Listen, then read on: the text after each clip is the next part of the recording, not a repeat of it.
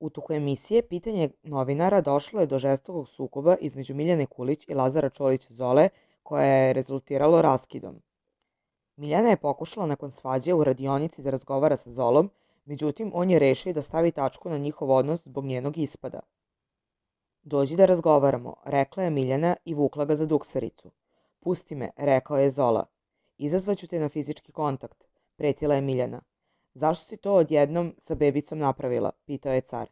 Meni odgovara da je ona sad ovakva, neka je, pusti me, odbrusio je Zola. Neću da te pustim, rekla je Miljana. Ne zanimaš me, nemam šta komuniciram sa tobom, rekao je Zola. Otići ću odavde, pretila je Miljana. Ne interesuje me, idi slobodno, odbrusio je Zola.